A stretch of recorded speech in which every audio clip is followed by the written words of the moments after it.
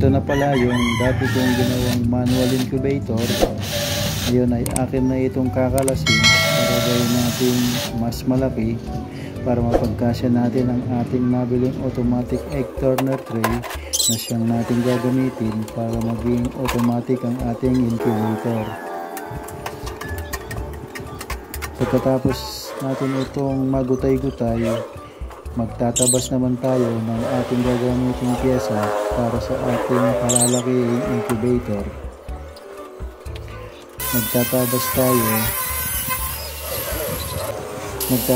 tayo ng para sa sahig nito na mas malaki na ngayon at para sa harapan na mas malapad na, at magbubutas ng para sa thermostat at hygrometer nito.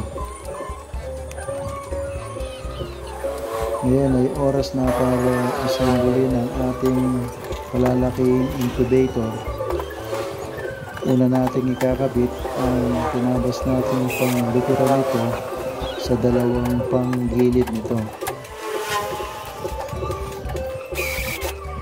Pagkatapos nito ay siya naman nating susunod ang pagkabit sa kanyang sahig. Pagkatapos ay ilapat na rin natin ang kanyang pangharapan na pagkakabitan ng thermostat at hygrometer nito. Magpuputol na rin ako ng liston na gagamitin sa bitan ng ating turner tray. Ilalagay na rin natin ang mga pinutol nating liston sa magkabilang gilid ng ating turner tray sa pamamagitan ng pag-screw rito. Magpuputol din tayo ng dalawang 2x2 na sakto lamang ang haba sa loob ng ating ginawang incubator. Gagamitan natin ito ng pangmalakasang skwala at pamakyaw na lagare.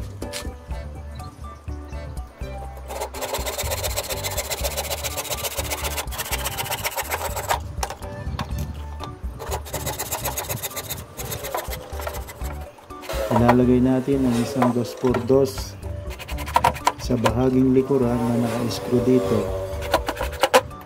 At ang pangalawang 2x2 naman ay sa bahaging harapan, nakapantay nung sa likuran nito. Pagkatapos natin ilagay ang mga 2x2, ipatong natin dito ang ating turner tray na may liston sa gilid. Pagkatapos natin malagyan ng ilaw at malagyan ng kable ng kuryente, ikakabit na natin ang kanyang takip sa taas. Saka naman natin gawin ang pintuan sa harapan pagkatapos magawa ng takip sa taas nito. Maglalagay tayo ng maliit na salamin ng lumang picture frame para sa bintana nito.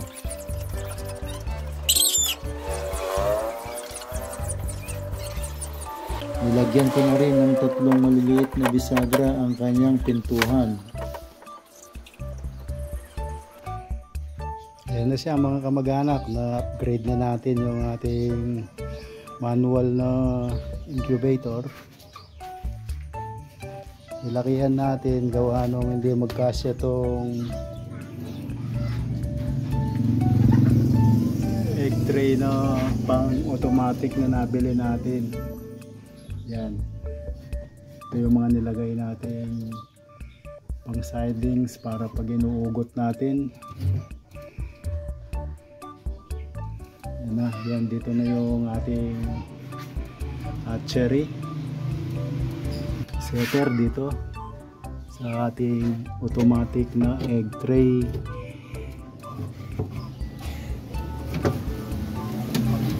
Natin inuugot. Yan ang kanyang pinto, meron na rin siyang thermostat.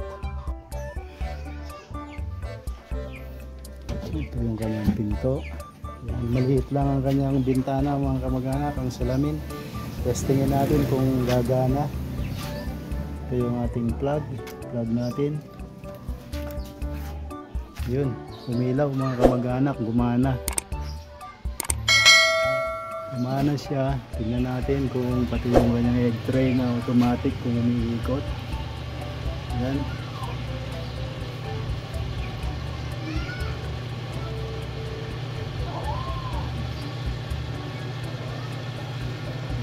kamag-anak. Okay, gumagana. Magdadagdag na lang tayo ng bombilya. Gawa ng isang bombilya natin ay pundi na. Yan, naglagay din tayo ng blower doon. Mga kamag-anak, gumagana, isa-setting na lang natin ang kanyang thermostat.